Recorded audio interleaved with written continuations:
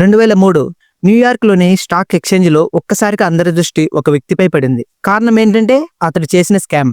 కేవలం $800 ఇన్వెస్ట్ చేసి దాదాపు $350 మిలియన్ దాకా సంపాదించాడు. అసలు ఆ స్టాక్స్ ని అంత కరెక్ట్ గా ఎలా ప్రిడిక్ట్ చేశారని FBI వాళ్ళు ఇన్వెస్టిగేషన్ స్టార్ట్ చేశారు. ఆ ఇన్వెస్టిగేషన్ లో దొరికిన ఆధారాలకు FBI మాత్రమే కాదు, యావత్ ప్రపంచమే షాక్ అయిపోయింది. FBI ఇన్వెస్టిగేషన్ లో అందరికీ తను ఒక టైం ట్రావెల్ చేసి వచ్చానని చెప్పాడు. ఆ తర్వాత అతను ఏమయ్యాడు, పోలీసులు అతను ఏం చేశారు, ఇలా మొత్తం పూర్తిగా స్టోరీ తెలుసుకుందాం. అండ్ ఈ స్టోరీతో పాటు టైం ట్రావెల్ మీద జరిగిన ఇంకొన్ని ఇన్సిడెంట్స్ మీకు క్లియర్ గా చెప్తాను. లాస్ట్ స్టోరీ మాత్రం చాలా ఇంట్రెస్టింగ్ గా ఉండబోతుంది. So don't skip it guys.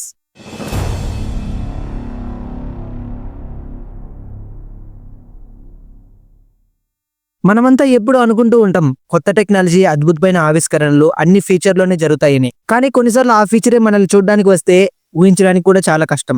ఈ రోజు నేను చెప్పబోయే ఈ రియల్ స్టోరీస్ అన్ని అలాంటివే. ఒక మనిషి 2256 సంవత్సరం నుంచి 2003కి టైం ట్రావెల్ చేసి వచ్చాడు. ఆ వ్యక్తి పేరు ఆండ్రూ కార్లిన్స్. స్టాక్ మార్కెట్ లో ఒక్కరోజే కోటీశ్వరుడైన ఈ మనిషి కథ విన్నాక మీరందరూ షాక్ అయిపోతారు. 2003 న్యూయార్క్ స్టాక్ ఎక్స్చేంజ్ లో ఒక్కసారిగా అందరి దృష్టి ఒక వ్యక్తిపై పడింది. కారణం ఏంటంటే కేవలం $800 మాత్రమే ఇన్వెస్ట్మెంట్ చేసి ఆ వ్యక్తి 2 వారాల్లోనే $350 మిలియన్ సంపాదించాడు. అతను చెప్పిన ప్రతి స్టాక్ ప్రిడిక్షన్ ఒక్కటి తప్పకుండా నిజమయ్యింది. ఇంత ఖచ్చితంగా ముందే ఎలా తెలుసుకున్నాడో అన్నది అందరికీ ఒక పెద్ద ప్రశ్నగా మారింది. అధికారులు వెంటనే అనుకున్నారు, ఇది స్పష్టంగా ఇన్సైడర్ ట్రేడ్ కేస్ అని. ఎవరో కంపెనీలలో ఉండే సీక్రెట్ ఇన్ఫర్మేషన్ ని తీసుకుని ఇలా లాభం పొందుతున్నారు అని. అతని ప్రతి స్టాక్ ట్రేడింగ్ విజయవంతమైంది. ఇది సాధారణంగా సాధ్యం కాదు. కాబట్టి అలా అనుకున్న SBI అధికారులు ఆండ్రూని అరెస్ట్ చేశారు. కానీ విచారణ మొదలయ్యాక జరిగింది చూసి అందరూ షాక్ అయిపోయారు. FBI అధికారులు ఆండ్రూని ఇన్వెస్టిగేషన్ చేస్తున్నప్పుడు ఆండ్రూ ఏం చెప్పాడంటే, నేను ఈ ఇయర్ కి చెందిన వాడిని కాదు, నేను 2256 సంవత్సరం నుంచి ఇక్కడికి వచ్చాను, అంటే నేను మీ ఫ్యూచర్ నుంచి ఇక్కడికి వచ్చాను అని అతను చెప్పాడు. అతను అలా చెప్పగానే అధికారులు మొదట కామెడీగా నవ్వారు.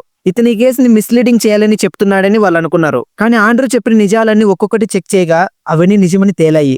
అతను ఇలా చెప్పాడు, నా ఇయర్ లో ఇప్పుడు మీకు జరుగుతున్నవి ఇవన్నీ ఇప్పటికే చరిత్రలో జరిగిపోయిన రికార్డులలో ఉన్నాయి. నేనేం కొత్తగా చేయలేదు. భవిష్యత్తులో ఏ కంపెనీలు విజయం సాధిస్తాయో వాటిని తెలుసుకుని ఇక్కడ ఇన్వెస్ట్ చేశాను అంతే. అంటే అతను 2256 సంవత్సరంలో చదివిన చరిత్ర పుస్తకాల్లో చదివిన సమాచారాన్ని ఉపయోగించి 2003లో పెట్టుబడి పెట్టాడని అర్థం. ఇలా అన్న వెంటనే FBI అధికారులు షాక్ అయ్యారు. ఎందుకంటే ఆండ్రూ చెప్పిన ప్రతి మార్కెట్ షేర్లు నిజంగానే పెరిగాయి, 100% కరెక్ట్ గా. అధికారులు ఇలా అనుకున్నారు, ఇతను ఏదో అబద్ధం చెప్తున్నాడేమో, బ్లఫ్ చేస్తున్నాడేమో అని. కానీ ఆ సమయానికి ఆండ్రూ మరోసారి అందరినీ ఆశ్చర్యపరిచాడు. నాకు ఒక అవకాశం ఇవ్వండి, నేను నిజంగా భవిష్యత్తు నుంచి వచ్చానని మీకు నిరూపిస్తాను. నేను మీకు 9/11 దాడులకు బాధ్యుడైన ఉగ్రవాది గురించి వివరాలు పూర్తిగా చెప్తాను. అలాగే ఎయిడ్స్ మరియు క్యాన్సర్ కి ఉన్న నిజమైన నివారణలు కూడా చెప్తాను. ఈ మాటలు విన్న SBI అధికారులకు ఒకసారి కన్ఫ్యూజ్ అయ్యారు. ఎందుకంటే ఆండ్రూ గురించి ఏ రికార్డ్స్ కూడా దొరకలేదు. అంటే ఆండ్రూ మార్చి 2003లో అరెస్ట్ అయ్యాడు SBI వాళ్ళకి.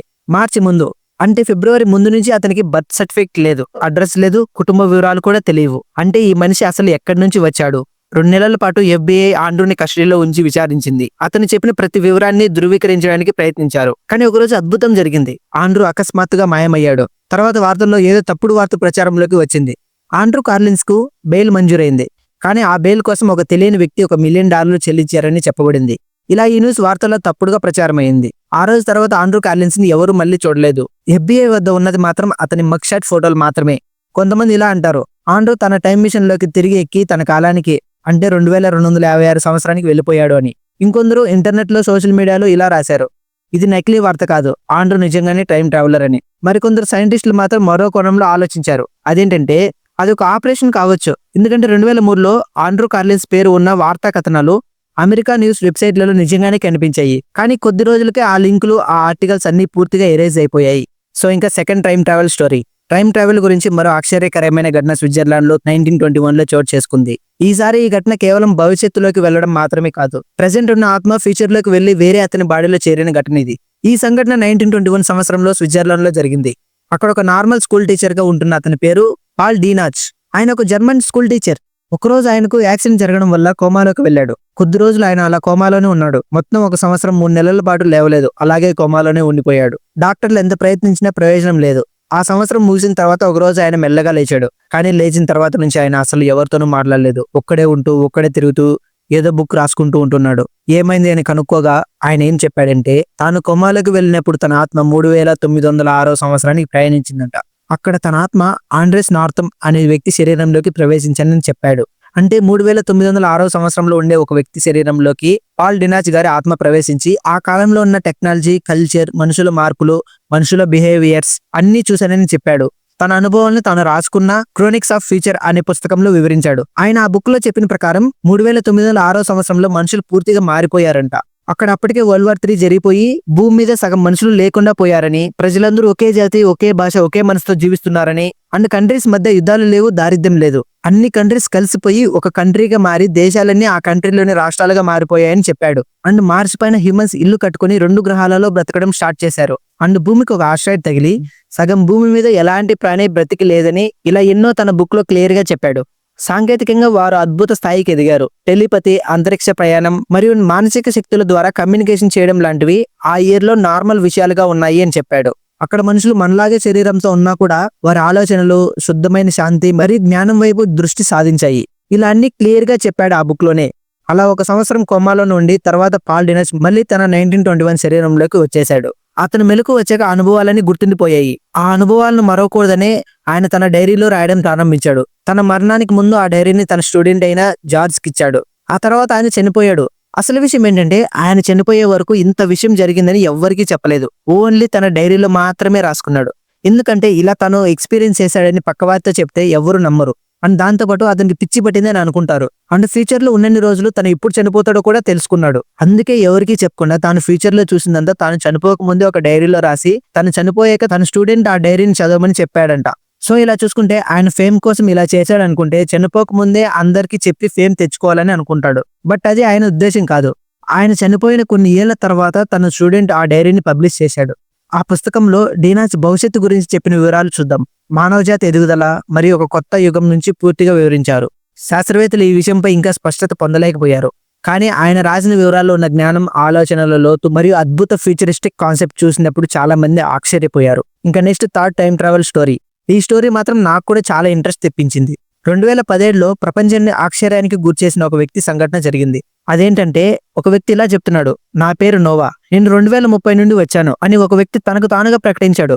మొదట అందరూ దీన్ని ఇతను వైరల్ అవ్వడానికి ఇలా చెప్తున్నాడని అనుకున్నారు. కానీ నోవా చెప్పిన మాటలు క్రమంగా ప్రపంచ శాస్త్రజ్ఞుల దృష్టిని ఆకర్షించాయి. నోవా చెప్పిన ప్రకారం టైం ట్రావెల్ టెక్నాలజీ అనేది మనుషులు ఊహించిన దానికంటే చాలా ముందే 2003 సంవత్సరంలోనే కనిపెట్టబడి ఉంది అని చెప్పాడు. కానీ ఆ టెక్నాలజీని సాధారణ ప్రజల కోసం కాకుండా కొంతమంది టాప్ సీక్రెట్ ఏజెన్సీస్ మాత్రమే వాడుతున్నాడని చెప్పాడు. నోవా మాటల్లో ఇంకో సంచలనమైన విషయం ఏంటంటే ఈ టైం ట్రావెల్ టెక్నాలజీ పబ్లిక్ కి 2028లో రిలీజ్ చేస్తారు అని అతను ధైర్యంగా చెప్పాడు. ఇతను చెప్పిన విషయాలు విని చాలా మంది నమ్మలేదు. అసలు ఇతను నిజంగా భవిష్యత్తు నుంచి వచ్చాడా లేదా ఇతను వైరల్ అవ్వాలని ఇలా చెప్తున్నాడా అనే అనుమానం వచ్చి నోవాని లైవ్ డిటెక్టర్ టెస్ట్ చేశారు. ఆ టెస్ట్ లో నోవా చెప్పిన ప్రతి సమాధానం కూడా నిజమని చూపించింది. అంటే తను అబద్ధం చెప్పలేదని ఆ టెస్ట్ రిపోర్ట్ కూడా స్పష్టంగా చెప్పింది. ఇక్కడితో నోవా కథ ఆగలేదు.